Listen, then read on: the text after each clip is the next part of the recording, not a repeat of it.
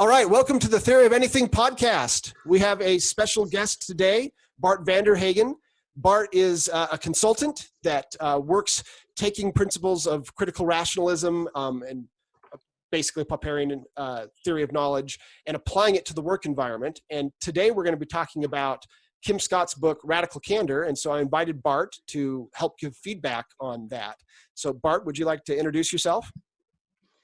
I will. Thank you, Bruce, in any case, for having me. I must say I appreciate your work with the podcast and blogging, so I'm honored to contribute a little bit to it. I'm based in Belgium. I'm a management consultant working with organizations to solve problems around efficiency, effectiveness, all the things that matter in value creation. And indeed, as you pointed out, my approach is heavily based on Popperian epistemology, critical rationalism, and fallibilism, but then translated into a concrete approach for which organizations can start up a process and concrete guides to help them apply those methodologies in the problem-solving endeavors that they're in. And basically any kind of problem solving, but typically linked to the problems that are solved in companies, value creation and the like. But then with this approach that is based on Popperian epistemology. Thank you. And I have to tell you, Bart, when I first met him and we started talking, he asks these really simple questions that at least appear simple on the surface about Popperian theory of knowledge or related topics. And then you stop and you think about it and you go, wow, that was a really, really good, deep question. And I'm not even sure I know the answer to that question. And he really gets you thinking. And so I've been very impressed with the simple and elegant way he asks questions that kind of get to the bottom of things that I hadn't even thought about. So anyhow, let's go ahead and we'll get into Radical Candor. So Radical Candor is a book by Kim Scott. She's from mostly famous for Google, I guess, but she also worked at Apple and a number of other places. And she has a program called Radical Candor, which is about implementing criticism and error correction at work, which is why I thought it might be of interest to people who are interested in Popperian epistemology. She doesn't have a Karl Popper philosophy background, though. So any overlap with that is coincidence. So that's maybe not too surprising. I mean, the entire what Karl Popper was trying to do is trying to explain why science worked, what the theory of knowledge is. Science obviously grew up prior to Karl Popper's theory of knowledge. So he was describing something that was already in existence. So it's not too surprising that other people come up with some similar sorts of ideas. However, I thought it'd be interesting to also critique those ideas and talk about how there might be ways to improve it. So I am going to go through and I'm going to try to summarize her entire framework and just kind of one slide at a time picking out an area that I thought was a really good summary of what she's trying to get at. So the first thing is the Radical Candor framework itself. So if you're watching this on YouTube where you can actually see it, then you'll know what I'm talking about. If not, let me describe it here. The idea is that you have 4 quadrants with 2 axes. One axis is care personally, and one is challenge directly. And then she's using those two, whether if you don't care personally and you don't challenge directly, then what you're doing is manipulative insincerity. You say things that you don't mean to manipulate others to do what you want. And people will tend to detect that you're insincere and things like that. So obviously that's bad. If you care personally, but you don't challenge directly, she calls that ruinous empathy. And so ruinous empathy, she says, is just as bad or worse than manipulative insincerity. The reason why you do ruinous empathy is you're hiding your true feelings to avoid hurting people, but then you don't ever actually get them to correct their errors. And so the errors pile up and things get worse. So she says it usually has a good motive. You're trying to avoid hurting people's feelings, but the end result is not just bad for your company, but it's bad for the person also because they never really understand what it is that was causing problems or how they were affecting other people. If you challenge directly, but you don't care personally, she calls that obnoxious aggression. She says it's the second best one. It's interesting that she says that because the person at least figures out what they're doing wrong and how to correct it. But then you're just being obnoxious to them. It might cause friction or bad feelings, make the work environment a less enjoyable work environment. And then if you care personally and you challenge directly, she originally called that radical candor, but now she calls it compassionate candor. And so that's the idea that you're doing the error correction and you're giving the criticism that's necessary, but that you're really caring about the other person's feelings so that they understand and they want to help, they want to change, things along those lines. So let me go ahead and turn it over to you guys. Kind of give me your thoughts on this initial framework here.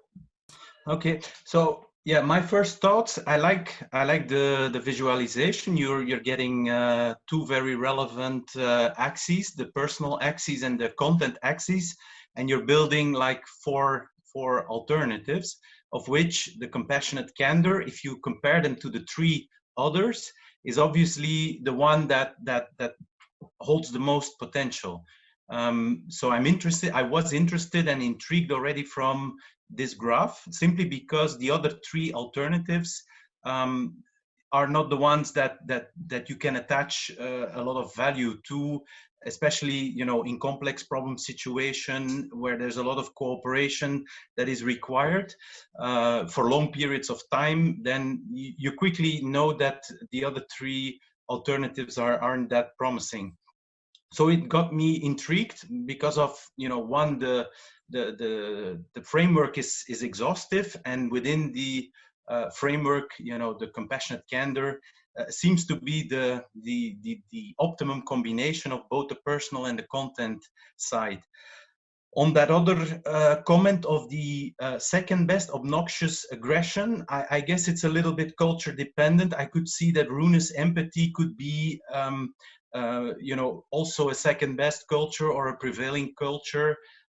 Depends a little bit on the company culture and the level of directness. I know in Europe, Western Europe, for example, there's quite a bit of ruinous empathy cultures in organizations, maybe even more than obnoxious aggression cultures. But I agree that both of them are at best second or third place, and it's the compassionate candor alternative that really, from first sight, seems to hold the most potential. I've always thought since very first seeing this framework that she may have missed one thing, and it's hard to have a matrix like this if you need to have 5 different things, but I think a lot of times the reason that humans don't give feedback to other humans is, maybe I would call it cowardly desire to avoid conflict.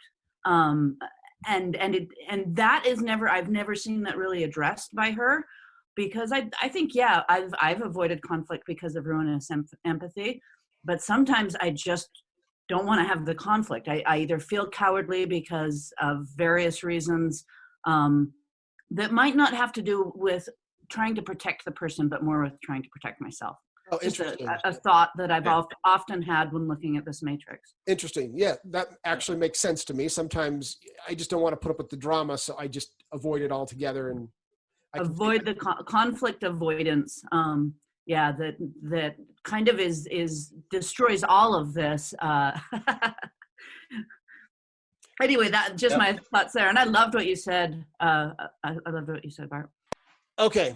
Let's talk about how Kim Scott suggests going about getting started. Now, this is actually one of the things that really caught my attention when I started. First, I listened to the book, then I went through and read it.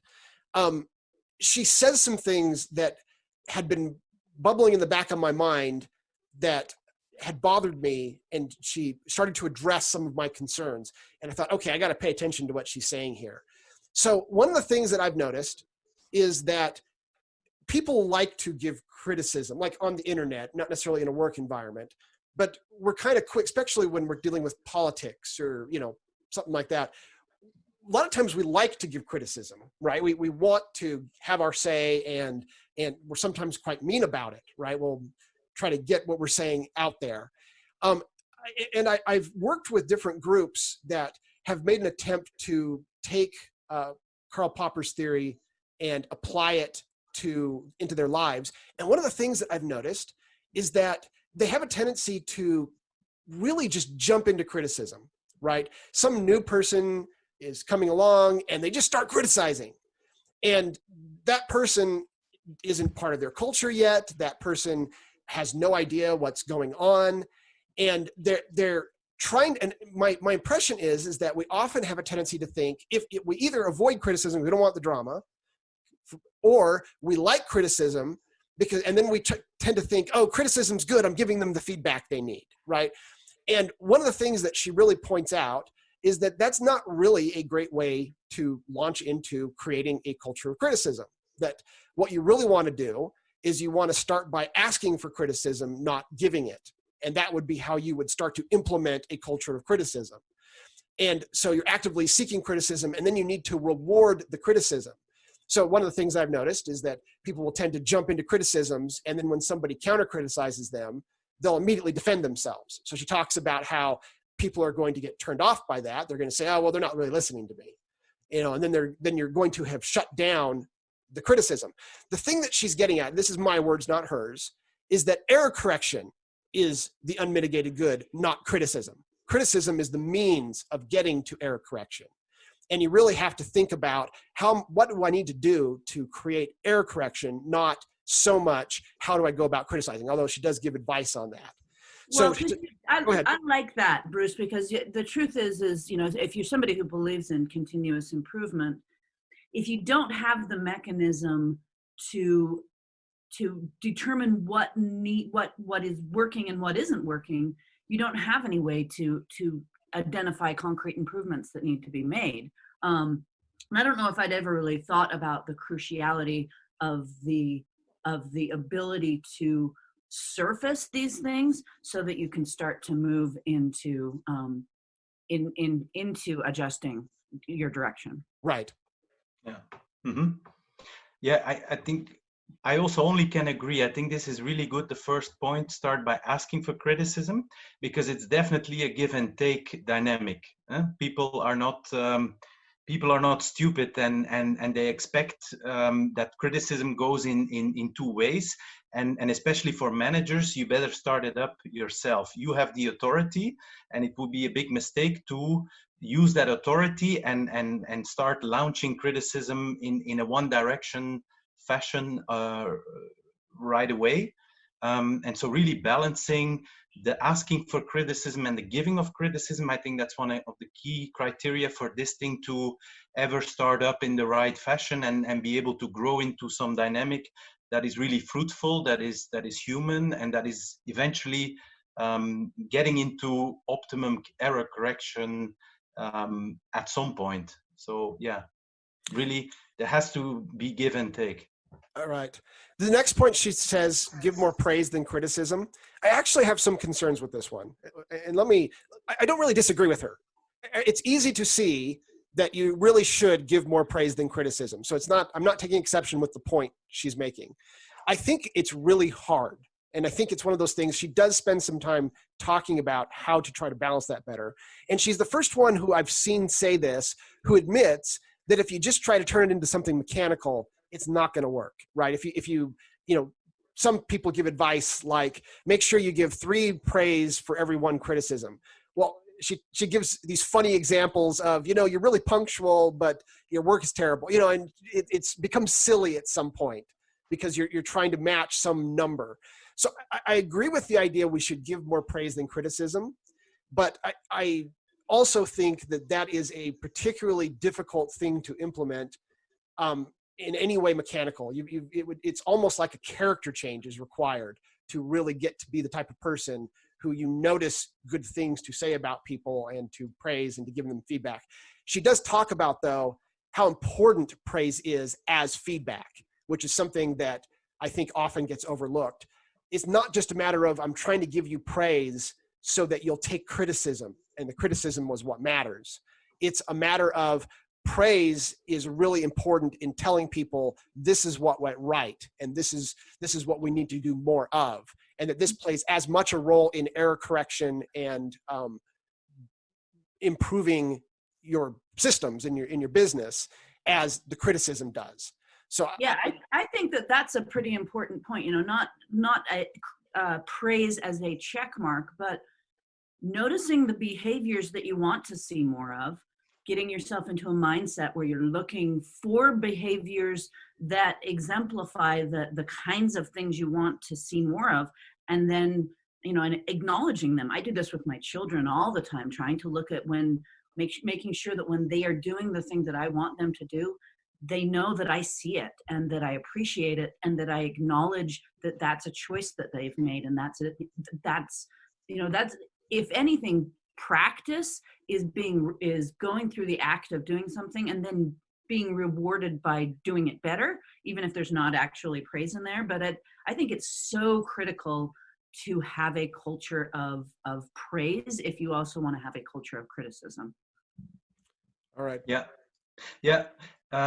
Fully agree with that, Cameo. The thing I wanted to say about praise is I'm not sure whether you have to give more or less than criticism. That's another question, but along the lines of what you've commented, praise has to be about how somebody did something, and it shouldn't be about the outcome or the result.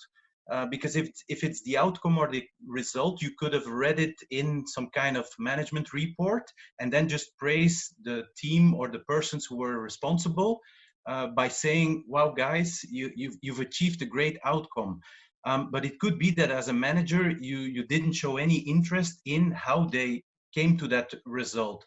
And people appreciate the praise as like you said, with the behaviors. The behaviors are also the way in which that we come to results, and it shows the attention that the manager pays to his or her employees.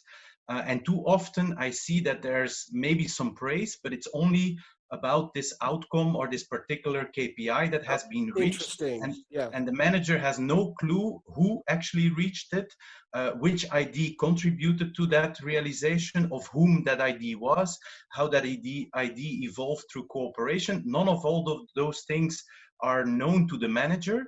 And when he or she praises then the result, yeah, the team even knows that she didn't or he didn't know. And so that's very important in praise. It has to be about behaviors and about how a certain result was achieved. And that's real strong praise. That is what people will recognize. That is where they will get motivation from, and not so much about, you know, just ticking the box or getting some kind of targeted results that is realized. You know, I really agree with that. I think about how often I get praised for outcomes and how little it actually means to me. Because you get to the end of the project and people say, oh, you know, you did a great job with that project. You know, it worked out well or whatever. And they don't really know what happened on the project. I know that, right? They have no idea what we did or how we went about it or what we did well and what we didn't do well. It does come across very superficial at that point. So you're saying more than that. I'm not trying to say boil it down, what you're saying down to just that, but that's definitely something that I have noticed, is that it comes across very superficial. If you're just praising some sort of outcome and then you had played no role, I have no understanding of how that outcome came across. Yeah. Well, also, if you're only praising an outcome, that likely means that you're only praising very occasionally. Because the real work happens every day. And, you know, if you weren't hearing from somebody that said, you know, I liked how you organized this particular stand-up today. I felt like it was super efficient, and I really appreciated how you got everything, you know, running together. Then you have somebody who's looking at you in real time as compared to looking at you, like kind of like Bart said, you know, from this upper management umbrella of, after everything's done, oh, good job, you know, as compared to actually caring about the day-to-day, and which is where the real challenges are. Yeah. So I have a confession here. Are you guys familiar with the book, The 1 Minute Manager? Oh, yeah. So I'm not going to try to slam on the book. Let me just say that book is not very helpful, or wasn't to me, even though it's trying to say some very similar things to what Kim Scott is saying. It talks about the 1 minute praise and the 1 minute criticism, right? The idea is, and you're supposed to, when you take on someone and you're their manager, you're supposed to first pay lots of attention to them, find something to praise. And then now that you've done this praise, now you can also give them negative feedback. And then you're supposed to always keep it to like 1 minute or less. And you just tell them, this is what I need you to change.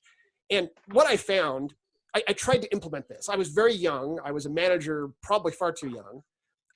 And I got this book. I was given this book. This is a great book. You need to follow. I was told that by my company. So I really tried to follow it. And first of all, it was really hard to find praise because the way he describes it was so superficial. You just find something and it felt so much like just a checkbox. It was awkward. And then so I tried to do criticism. I'm not upset. I'm not yelling. I'm not mad. I'm just, okay, do this differently. And I found people just disliked me, right? I mean, they would say they wanted stuff like that, but it just wasn't effective. And when I look back over my initial attempts to make that work, the thing that was really missing was that the book doesn't help you understand the need to really care about the person, right? It's trying to make it so mechanical, or at least that was the way I interpreted it at the time. And the thing that was missing was that people really do need things inside of the concept of a relationship, that you have this work relationship with them, and it's a personal relationship as well. This is something Kim Scott brings out, that you bring your whole self to work, right?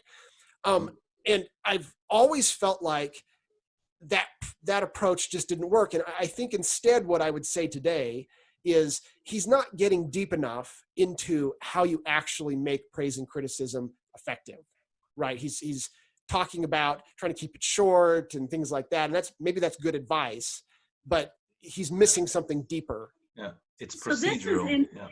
This is interesting to me, Bruce, because I would say I had almost the opposite experience. So my very first management job, I was 19. I worked at a bagel shop, and it was my very first time managing people. And they gave everybody the 1 minute manager, but they also had essentially built so many of their processes, because they had all these young managers running their bagel company, and they had a way that they trained us to use it.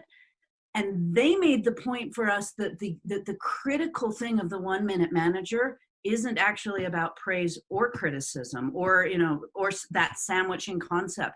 It's the step that's before that, which is the step of setting a clear expectation of the output that you're trying to achieve. Interesting.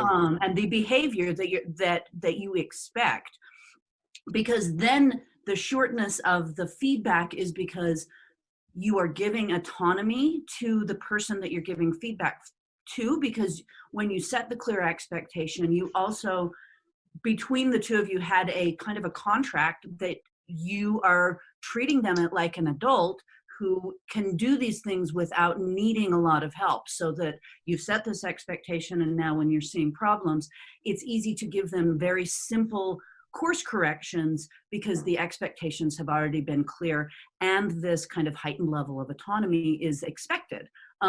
And we used it that way, and we were, kind of trained on how to just really quickly course correct, and it's a kind of a different thing to manage a bunch of like college students who are feeding people bagels, but they also had really, really high standards of what they expected for us. Like the stores were spotless, the people were super friendly, like it was really, really well run.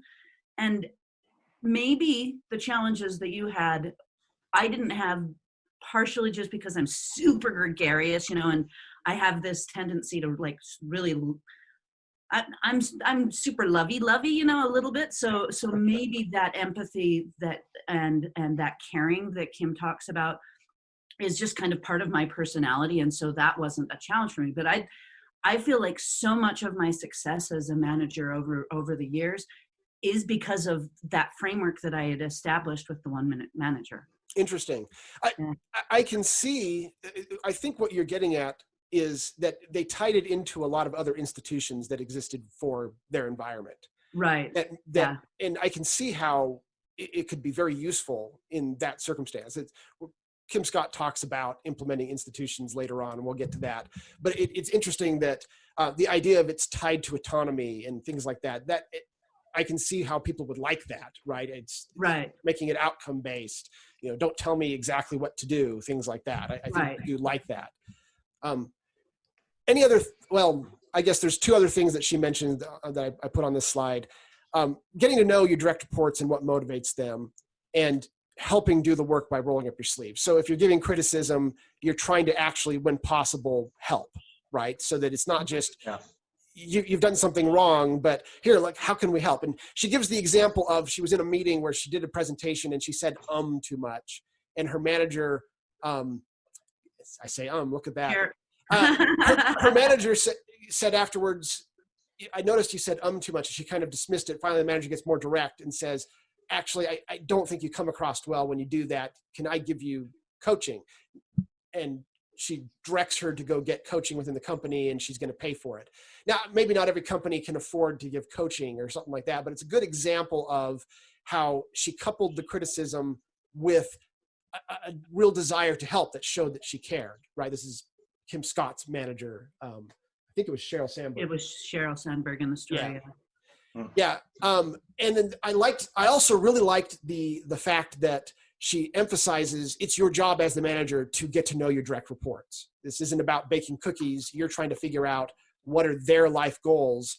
And then she gives examples of tying in their life goals. Hey, look, how about I give you this position? Because this is going to help you in your future job that I know you're interested in. You wanted, I can't remember what the specific example was, but it had nothing to do with the current job. If we give you this job, that'll start giving you the skills you need to do what it is that your ultimate career goals are. And I really like that, because then that would definitely allow you to be far more effective as a manager. So I felt that was good. Any thoughts on that before I move on? I would add on the previous last point, getting to know your direct report. One way to do it, and it's linked to what you've mentioned about me in the introduction, is basically ask questions, is asking how he or she should or would like to solve a problem, or what problems he or she encounters, already going into the depths of it a little bit, because it's only by them bringing insights, them bringing their ideas, them bringing their aspirations and goals, that you can start really understanding and working with them.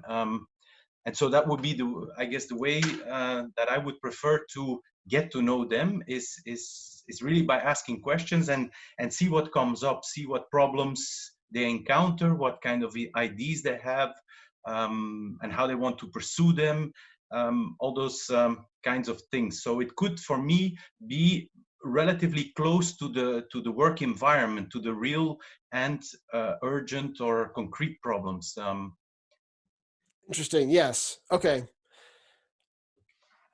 All right. Now, why do you need to care? This is something that she spends some time talking about. Typically, when we talk about the need to care about people, particularly in the context of needing to give them criticism, we think in terms of, well, they'll accept the criticism better. And then she does bring out, look, if you're in an environment where you get punished for mistakes, then people are going to hide their mistakes. That's what you're incentivizing them to do. And so the need to care and need to make it so that criticism isn't about punishment. Those are kind of the obvious answers to why you need to care. She goes one further, though, and let me kind of pitch this to you guys and see what you think. She talks about the need to achieve more collaboratively, that a bunch of people working on something individually aren't going to be as effective as everybody kind of understanding everybody else's mind and knowing them, and then working as a single organism, so to speak, and incorporating, she calls it incorporating their thinking into yours and vice versa. And that's not possible without caring. And so you get more done. That's the goal of your company. The goal of your company, the reason why a corporation exists, is you're trying to be this super organism, so to speak, that is going to get more done than people individually could get done. So it was in that context that she said, that's why caring is so important, is so that you can incorporate your thinking with each other into each other's minds.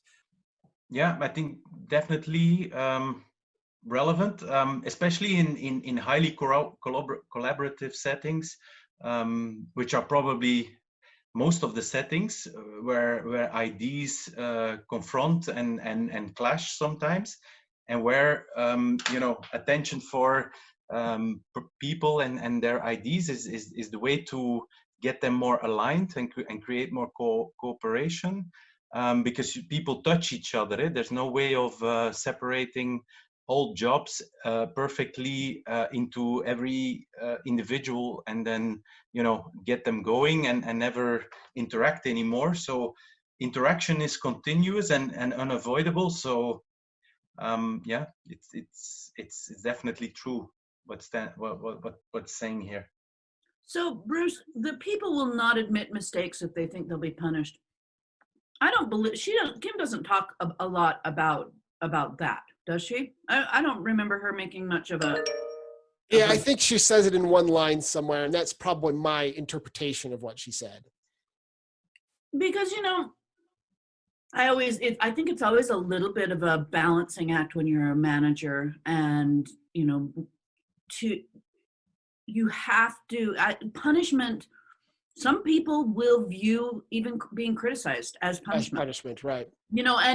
And truthfully, if you're in a management situation, you do have to be willing to. I don't like the word punish, discipline, because otherwise you can't have. I think that there's a culture of accountability. If people see other people kind of getting away with behavior that's very far beyond the pale. I mean, there are definitely situations where you need to move beyond even criticism into like real solid course correction where you are disciplining somebody for a behavior that is, I don't want to say dangerous, but just, excessive. Her example with Sheryl Sandberg correcting her about how much she says, that was good advice to make her into a better person and make her into a better person within the organization. But that's a big difference from somebody who's maybe regularly not submitting critical things or not meeting timelines, or I think there's a variety of different levels, and it's just kind of interesting to try and find that balance. So let me take a little bit of a tangent here. Something that I've noticed, and this is a negative example, not a positive example. Something I've noticed is the whole, we call it the blame game, right? Where something has gone wrong and everybody blames everybody else, right? And it's interesting, but I have this intuition that the reason why the blame game exists is because it's spreading blame around in such a way that nobody gets in trouble. And I've seen it happen so many times. I had a friend pointed out to me where there was this big mistake made and some hardware was bought that wasn't necessary, and everybody immediately started blaming everybody else when the CEO got upset. And the CEO just gave up trying to figure out who to blame and moved on. and I kind of believe that's what the blame game is, right? If you have an environment where you're going to get over where somebody's seeking someone to punish, and really everybody made mistakes that led to this point, that everyone will just simply spread the blame out, and then there'll be no one to blame. And I'm not in any way advocating this. I'm just saying this is something that I've seen.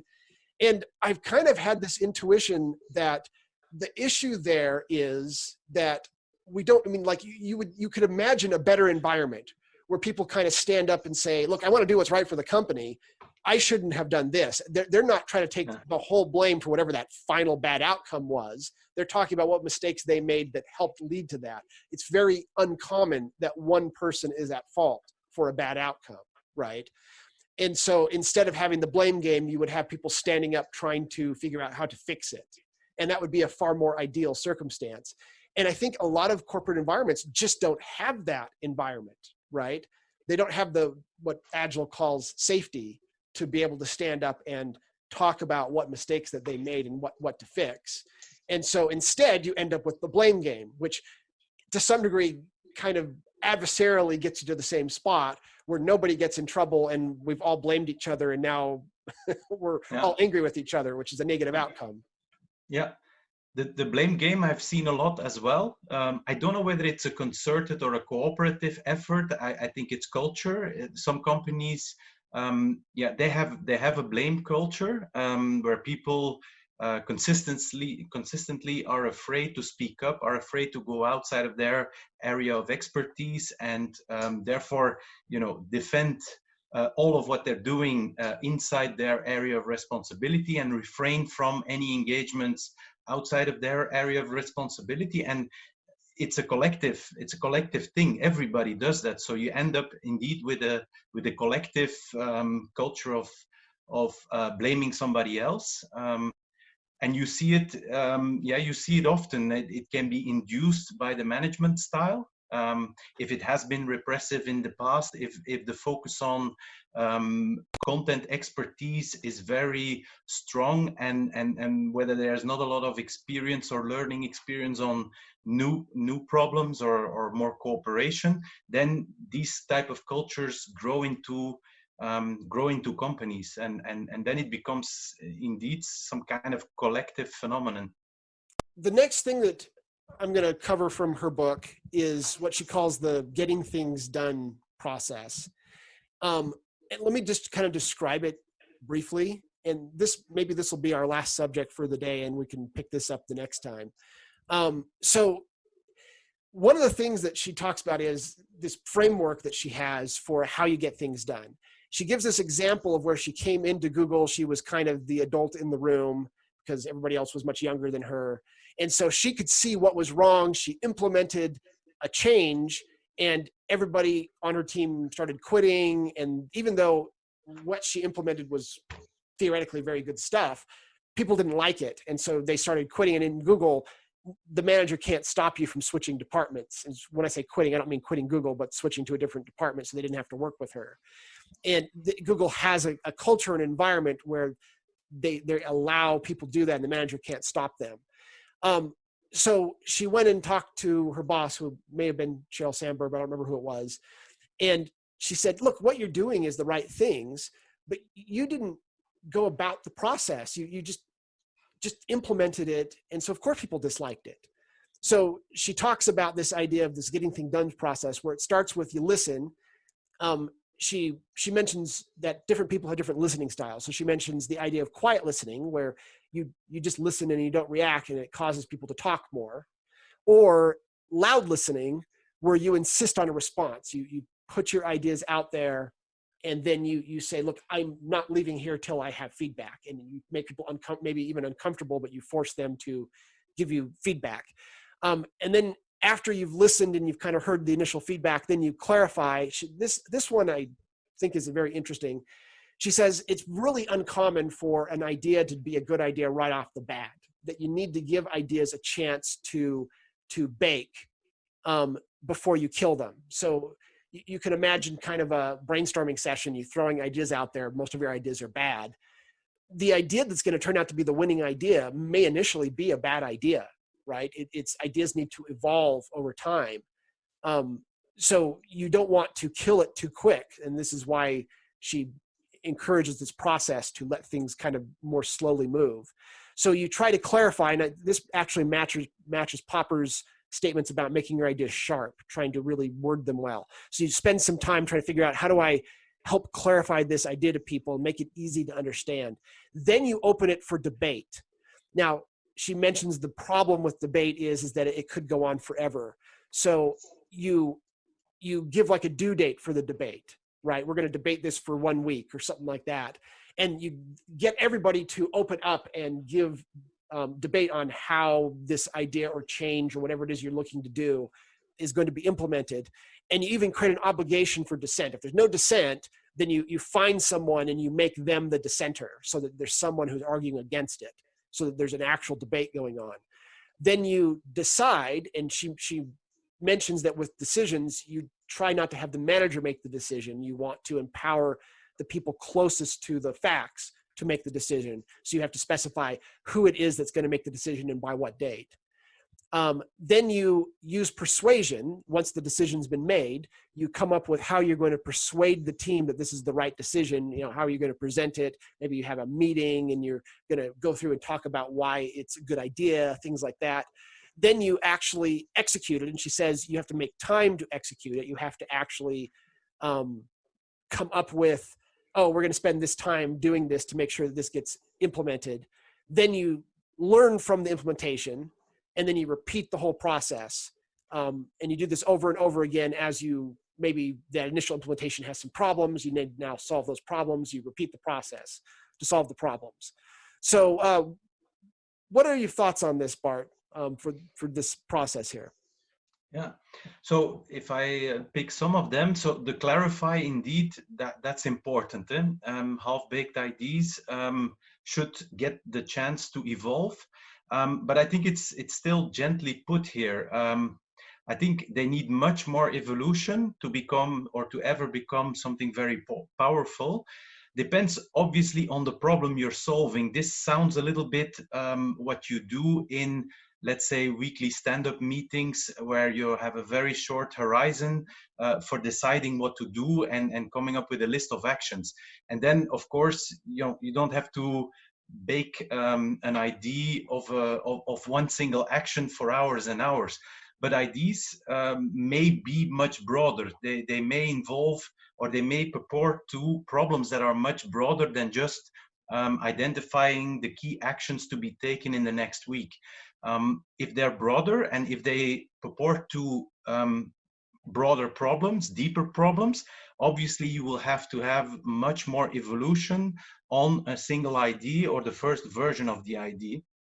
But I think this is more like a process which you run in short stacked meetings, which you do every week, and where basically the problem you're solving is, what are the key actions for this week. And then I think it's okay to have a short round of clarification, because then you can eliminate some of the actions or refine them or complement them without going too deep and too long into the evolution. But it depends on what the question is that you want to solve in those meetings. But clearly, important step, clarification.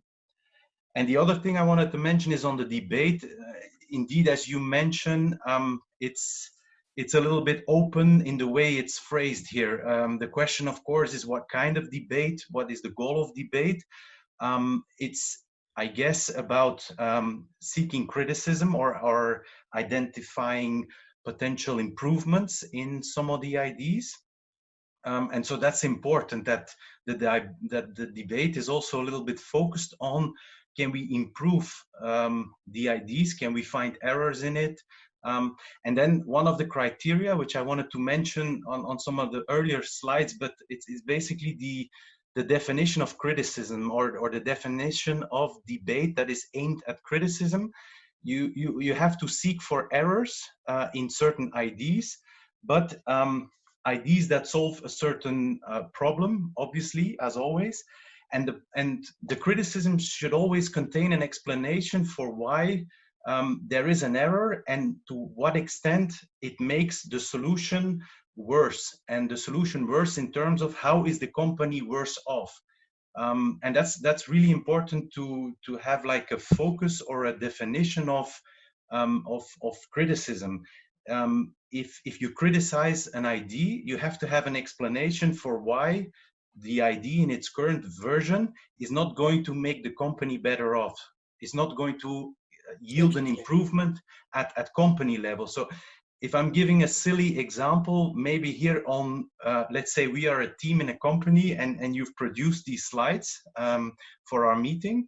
I could criticize in the following way, saying, yeah, I like the slides, but I would prefer you write them in blue. Because I prefer blue in terms of color. Now, that is criticism that you should roll out right away, because I don't provide an explanation for why the color blue would improve whatever we're doing here. I'm just expressing like a criticism, which is not on you personally, Bruce. So it's already content related criticism, but it doesn't relate any way or anyhow to improving something at the level of the team or at the level of the organization of the company. I do not have an explanation for that. And if you use that as a criterion for debating or for seeking criticism, you can rule out already a significant amount of criticism that is being brought forward, which is not personal, which is content related, but doesn't contain an explanation for why after this criticism the company is better off, or the team is better off, or the success is improved, and all those kinds of things. So I think you need to have a clear view on what do you mean with criticism, what kind of criticism do you rule out, and if you detect errors, your criticism has to contain an explanation for why with that criticism, you know, collectively we're better off. Interesting. I like that. The idea that we can eliminate certain types of criticisms because they need to contain an explanation for how this actually affects the business. Cameo, what are your thoughts? I really like the half-baked ideas and thinking through those. You know, we've been using design sprint methodology for a while, and some of this really feeds into the kinds of things that we utilize that I feel like help push us to decisions really quickly when we're doing kind of immersive workshops. We time box everything. We time box every decision. And during the courses of those decisions, we're pushing hard for debate. We want people poking holes in ideas and, you know, criticizing concepts, not criticizing people, but you know, driving people to have really healthy, but also really challenging debates, challenge other people's assumptions, because I think so positively that is the way to get things done is to kind of try and tear ideas apart and then have a point that you're trying to put them back together. The decide thing is a little bit interesting because I think as a leader, sometimes it can be hard to let people decide, and I hopefully won't sound egotistical, but sometimes I don't necessarily want people to decide. Sometimes I think the person who has to own the outcome might need to decide. And, you know, it's in this context when she's talking about getting things done, I think it is important to give the people who are closest to the facts the ability to decide on the way that they're going to fix things or deal with things.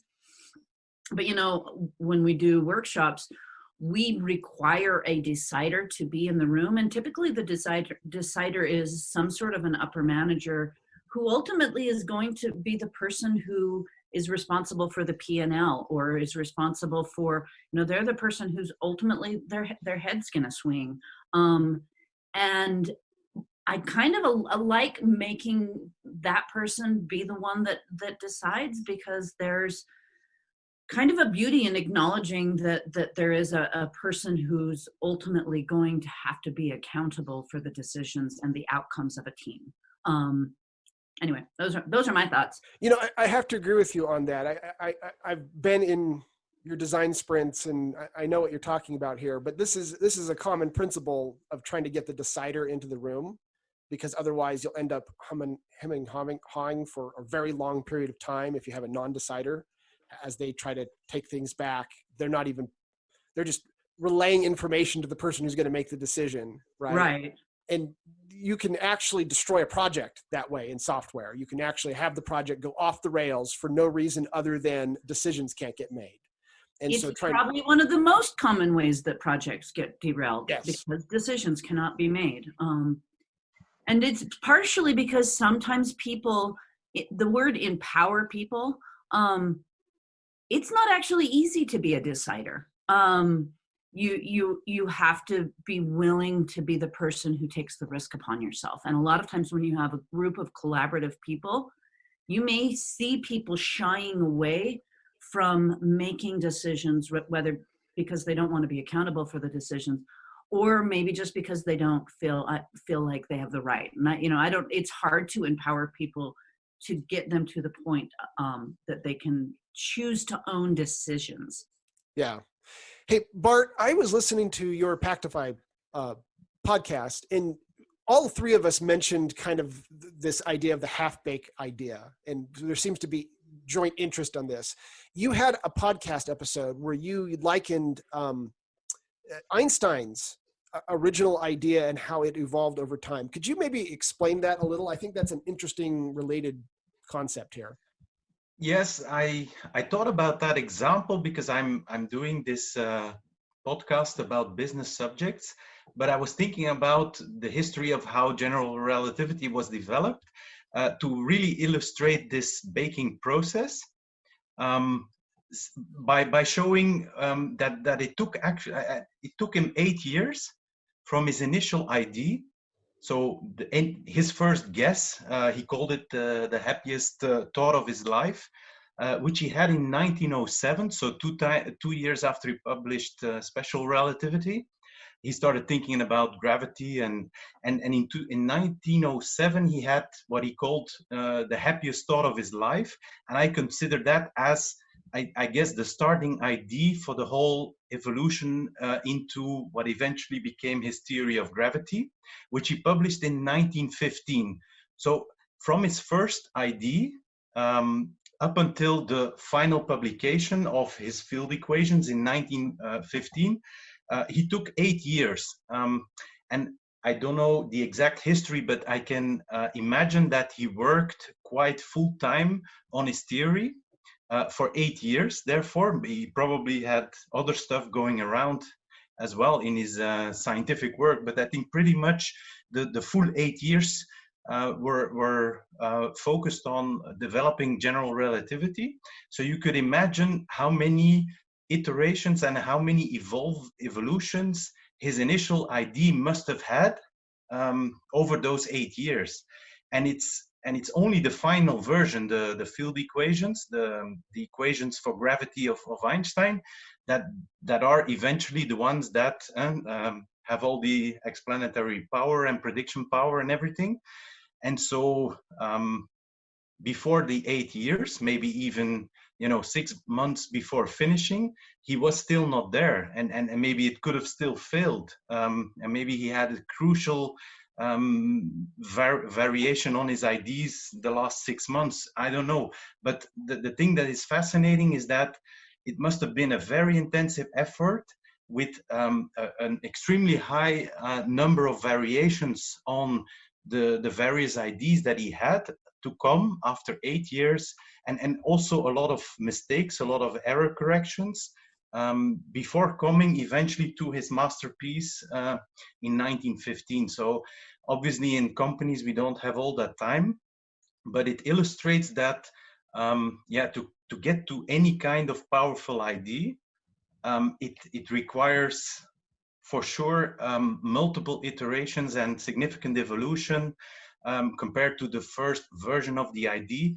And typically also you don't recognize even the first version of the ID when you look at the final theory.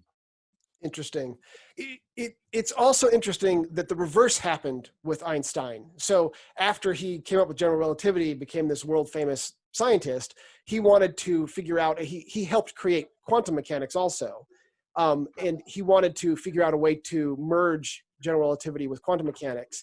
So he did the same thing. He had an idea, he started to pursue it, and he ended up dying before finishing the idea. But in retrospect, we know that he was on the wrong track altogether, that it was never going to develop the direction he was going.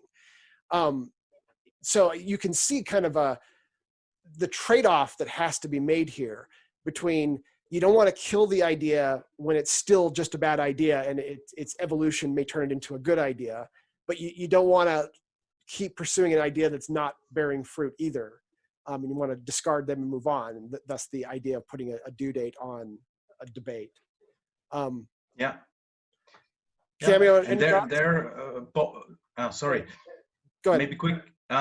There, Popper says that as long as you're making progress, you should continue the evolution. But obviously, then the question is, what is the level of progress that is sufficiently high to continue evolution? And you may be misled in that assessment. But indeed, as long as you're making progress and you're contributing to a solution that solves the problem, don't stop evolving, I would say. All right, this is probably a good stopping point. We'll pick up next time, and we'll finish up Radical Candor, and then move on and maybe talk some more about some of the ideas that I know Bart teaches as part of what he does. So thank you guys for coming. This has been a great conversation. Thanks a lot. It was great fun. I always enjoy it, so thank you.